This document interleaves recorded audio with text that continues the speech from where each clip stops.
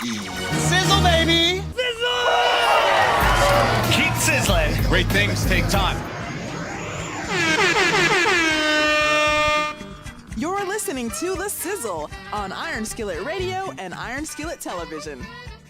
Wow, bro. That's crazy. That's so love, bro. Oh, it's hot, baby. Hot. Woo! Hot fire. You know who it is. You know what it is. It's The Sizzle back in the building, here to get you that hot money. That's right, baby. This is the time when you get the money you need to pay your bills. That's right. You got to pay NIPSCO because it's getting cold outside. You know, and don't be using your NIPSCO money out here trying to get this money. You know what I'm saying? You got to save up a couple of dollars here and there. You know, get the $5 meal instead of going all the way down there. I went to go get breakfast one time on my way jumping on the expressway. Okay.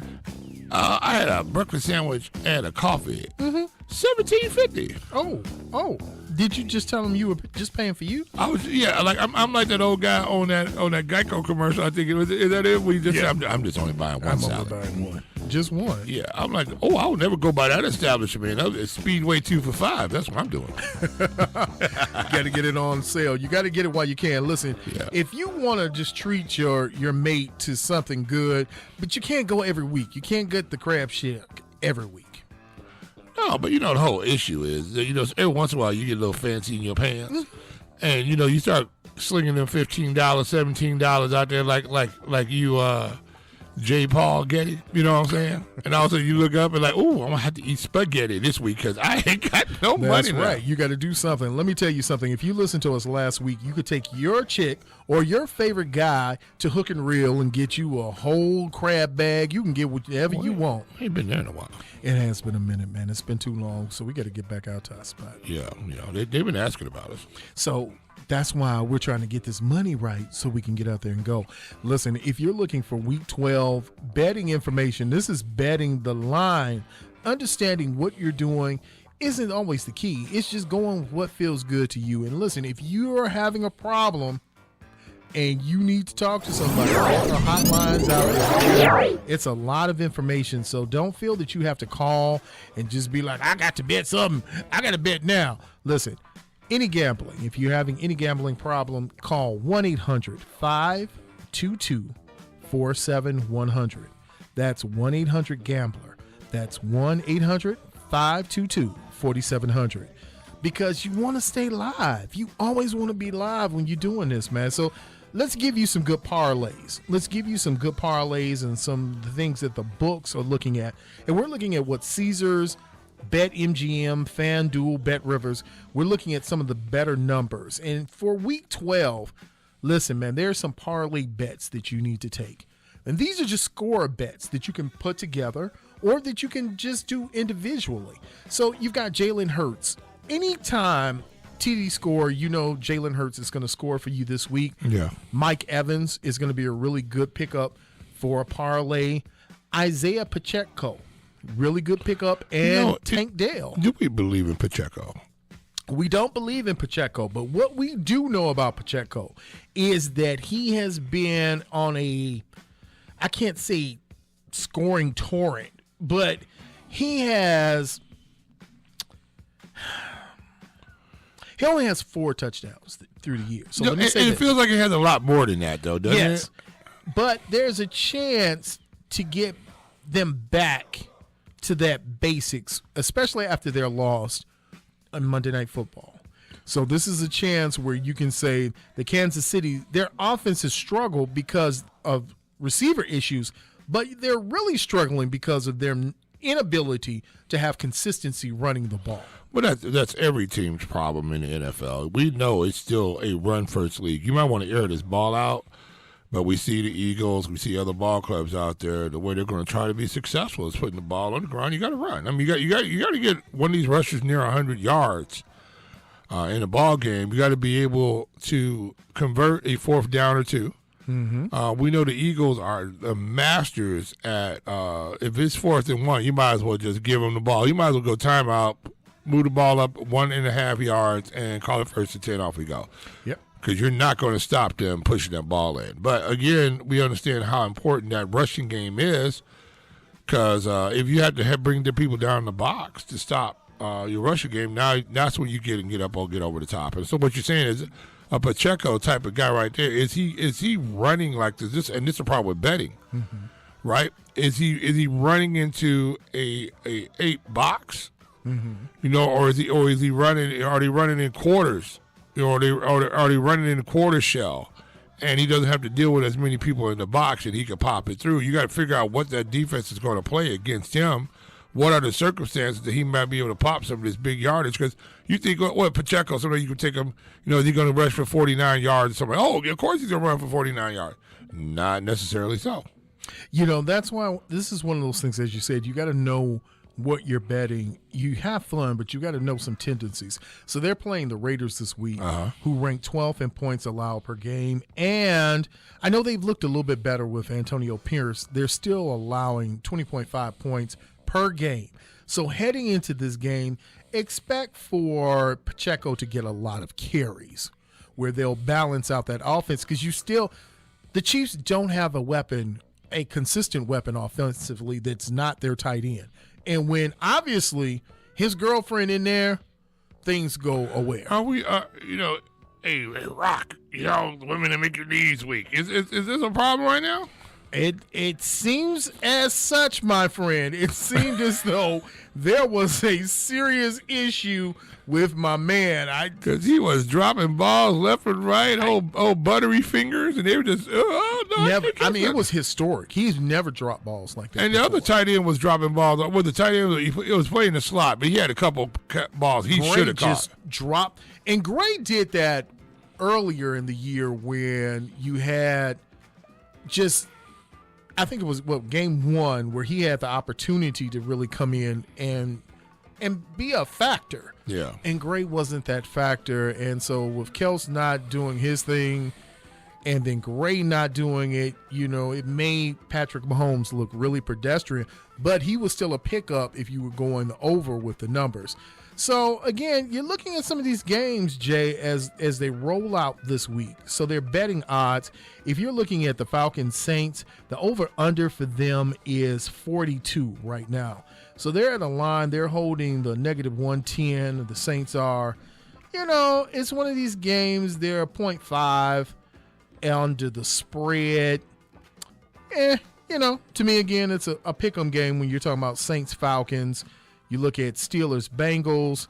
You're looking at the under at 36.5. You're talking about a Bengals team that is missing their quarterback and a Steelers team that is still strong defensively and surging. You've got the Panthers at the Titans, where you've got a 36 under with them, 3.5 spread with them. So, again, it's Panthers-Titans. I wouldn't put too much stock on it, but I would put some money and look into this Buccaneers at the Colts. It's a 2.5 spread on it, but the under-over on this one is 45.5. I mean, it's like this time of the season now, teams are what they are. Yes. And you're going to start seeing guys who are playing for contracts. Also, you're going to see a couple of explosions here and there where you go from people you don't think you're going to get them from. People are looking to get tape down, so for next year, looking to see where they're going to land. But also, these top flight teams, actually, where you start seeing guys start to gear back a little bit. And so you start seeing teams, as they get up, are they going to keep these starters in the ballgame? Yeah, you've got Jaguars at the Texans. You got Patriots at the Giants. You've got the Rams at the Cardinals. Now, one of the games that will be interesting coming up will be the Browns at the Broncos. Nobody thought the Fighting Sierras would come in and do what they did last week. They've been playing good. They've been playing well, and the Browns have the best defense going into Week 12 in the league. So you've got a combination. You've got an opportunity for some things to happen. You can't take the Fighting Sierras lightly right now. You see the little rebranding of Russ, and he's looking quite spry back there, and you wonder, has he learned to do the 1-2 step? I see what I did there. I see what you did there. You've got the Bills at the Eagles right now. That's a 48.5 under over, and it's a -3 on that line for the Eagles. So, again, We talked about Chiefs Raiders. Hey, let's ask a question on the Eagles game right now. Yes, sir. Are you a believer? No, I don't think they're believers either. You've got a team that your quarterback is hurt. Yeah. Your running game is really non-existent. And the only thing that's kept you alive is your lines are good and your receivers have been above average this year. You're almost waiting for the wheels to fall off that thing. At some point, you're wondering when this whole – Are they going to be the Cowboys? I think they're better than the Cowboys, but again, it's all predicated on Jalen Hurts. If Jalen Hurts goes down for any time, this could be a disaster for the Eagles this year. So, but other than that, the question really is with the Bills, what are you going to get? Well, you don't know, number one, because injuries play such a huge point in a huge part in the season because you want to make this big push on the back end because seeding is important in the NFL. Because you don't want to get in there with a team that's hot, that's surging on the back end and play their way into the playoffs. You definitely don't want to deal with something like that. But you also don't want to keep your starters out there that much because you're concerned about injury. So it's tough, man. And I tell you, that ball club has been up and down this year, and so you're wondering from the quarterback situation, can they get consistent play? Because that's the biggest problem right now is consistency of play, not the big strike downfield. Can you come out and not turn the ball over, give me 160 yards and a couple of tutties? Can you do that and win the possession clock? Can we be plus 5 minutes, plus 7 minutes in the possession clock? Can we be that and win that type of ball game? Because I think that's what's going to happen down the line. We see these compression of space and scoring starts happening toward the end of the year. You got to be able to control the football. These big strike offenses right now, I don't know if they're going to be able to explode toward the end of the year, and especially in the playoffs. Yeah, it's a big question that's going to be answered as we go throughout the season and we're getting to the end. But you've got teams now that, as you said, they are what they are.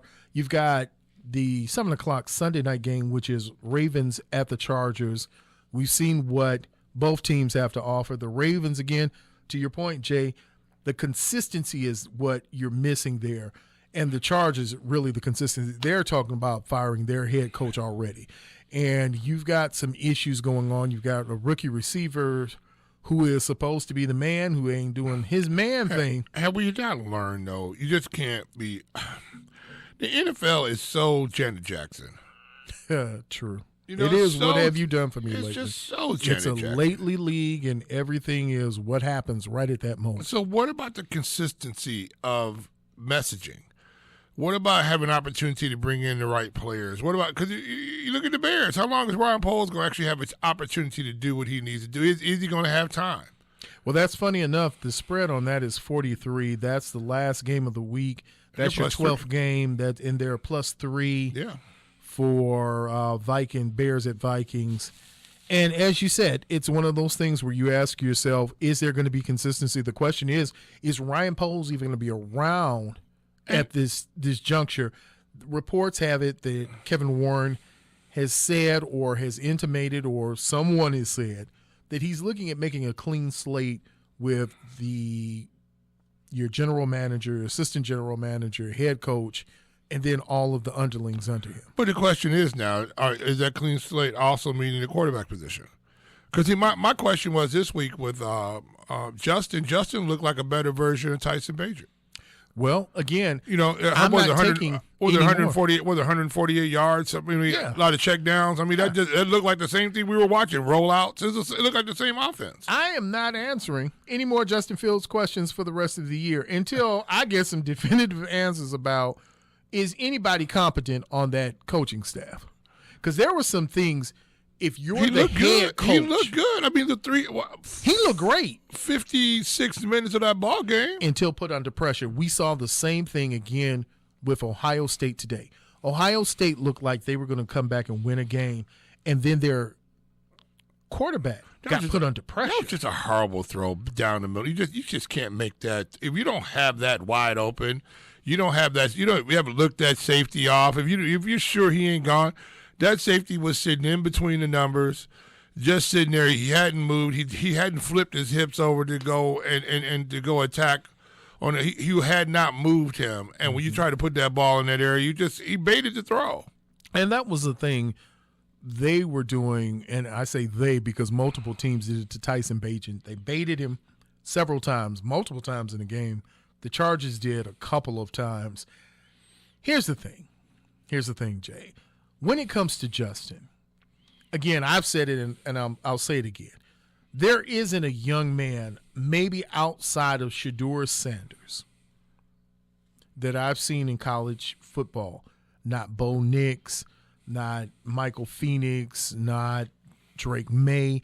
None of them that will come in and be able to usurp or take Justin out of position for at least 3 years. I'm going to say this. If Shedeur Sanders comes out, if he comes out, which I think he might, if he comes out, the Bears are foolish if you pass on Shedeur Sanders. If he comes out. I think the Bears are foolish if you pass on getting a generational talent. And see, this is one of the things, the conversations we had with Frank the Tank. Yeah. And I like the young man at UCLA. I think he has a lot of good things. But there's no way I'm bringing in an edge rusher to a team where I don't have inside help. When you're telling me that my inside tackles are not up to par, you can have as many edge rushers as you want. Right. And they're still not going to get home because the pressure then, that's where you get double teamed and chipped. So what's an edge rusher going to do if there's no pressure coming up the middle? And that's my concern when you don't sign re-sign Roquan Smith. Mm-hmm. When you don't keep Akeem Hicks in the fold, even though we know he got older. When you don't have that pressure up in the middle, I mean, you give Billings the money in the middle. Well, you've got Dexter. See, here's that thing. It goes back to, are you afraid? And therein lies the question now, Jay. Because if you look back at the Bears draft and you just look at what they came to the table with, all these kids that they drafted, you were looking for some things to really be – I was looking for. So I'll say it this way. I can't speak for anybody else. I was looking for more out of Dexter. I was looking for more out of Pickens. Now, Tariq Stevenson has shown himself to be a worthy and NFL-ready cornerback. I think Brisker and those guys went healthy. I think that's a vaunted secondary. I think they'll come up and hit you and knock you in the mouth. But Noah Sewell, Terrell Smith, safety came in, played before he got injured. Some of the guys, the only ones really that have – Tyler Scott has disappointed me. And honestly enough, to say the truth, Rashawn Johnson has disappointed me. Well, here's the issue, right? But the problem is up front. It's up front. Mm-hmm. I mean, you could have all the talent you want. If I'm a linebacker and I have people sitting in my lap, that's no bueno. True. If I'm a guard, the one two people who I really wanted to see get better this year was Jenkins and Wright. Mm-hmm. You know, I want those guys to develop. You know, Jenkins seems like he's getting better. You've got to figure out where you're going to keep him. You got to keep him somewhere. They need to put him on the right side, leave him alone. Put him there with Darnell Wright, have them grow together, leave him alone. Leave it where it is. Lead him there, go find the center. You know, platoon your left guard if you need to, and go find the left tackle, because your left tackles right now are literally turnstiles. Yeah, and you can. I think in this draft you can find center, left guard.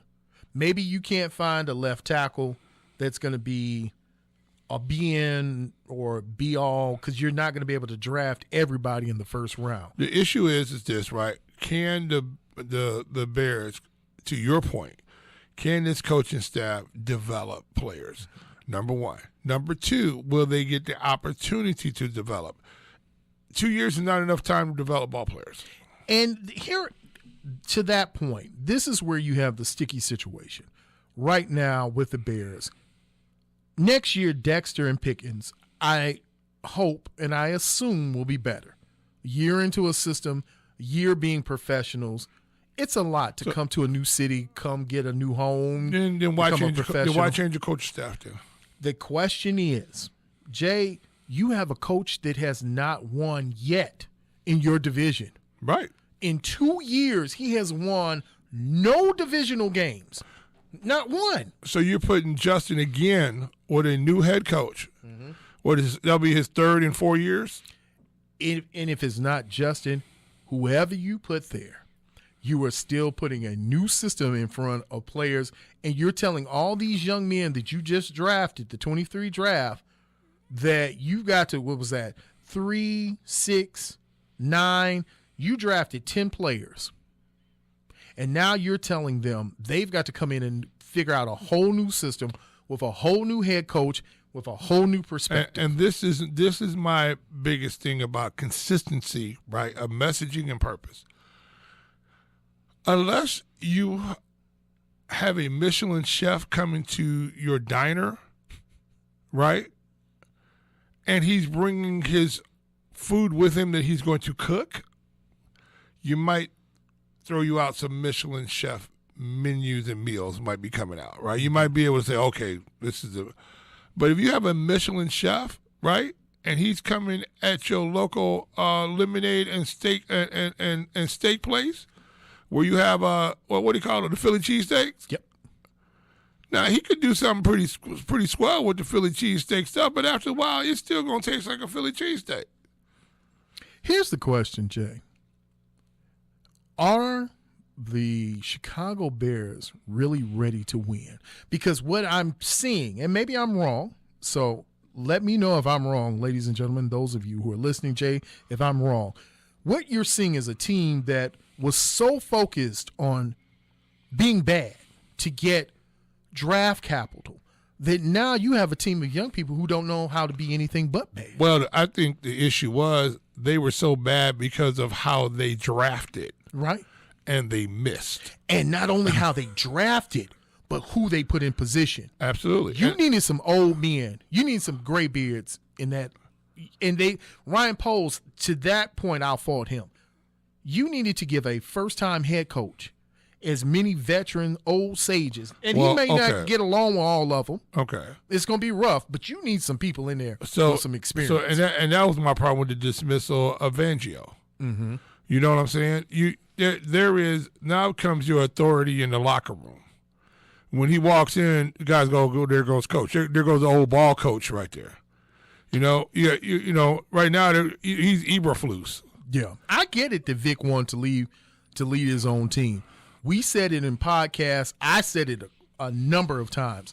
That thing in Denver was going to come apart. Here's the issue, right? The upper management of the Bear, right, doesn't know how to get to the stadium unless somebody puts it in their GPS. Correct. They don't understand football. They understand football as a business and not so much as a passion. Right. You have to leave things intact. You have to leave roots. Mm-hmm. You just can't tear up trees by the root and replant them and think in 2 years you're going to it's just not going to turn around like that. You got to have stuff in hot. And right now, the Bears knew they were going to be bad. My thing is this: if you change out Eberflus, then change out the quarterback. If you're going to keep Eberflus, then you keep the quarterback. That's my thing, right? So if you're going to go and draft one of these quarterbacks in, send Justin on his way. Because now you're going to ask him to learn another offense. You know what? To be quite honest with you, if I were Justin, and I know I'm not, and I know he doesn't think like G Sizzle, you'd have to get me out of Chicago. I'm not going to be, even though the Bears don't have to, because you still got a year with Justin. I'm not going to sit here and be in a competition with a kid you drafted to replace me. Well, Jim McMahon said this is the place, Chicago's the place where quarterbacks come to die. And we've yet to have a 4,000-yard thrower in a year, passer in a year. Yet. C.J. Stroud's going to throw for 5,000 this year. Well, ladies and gentlemen, you know who it is. You know what it is. It's the Sizzle. And you know what we came to do. We came to give you hot money, gave you that information. You can get those parlays and bets wherever you need to put your money down on some teams. There's some teams I'd stay away from. There's some teams where you can make some money. But you know what we do on Saturday. Every Saturday, we give you the hot mixes. And right now, we got a hot mix from the resident chef, and sir. that is from Jay Sizzle. So you're listening to The Sizzle here on WGVE 88.7 Got a little FM. Italio disco for you.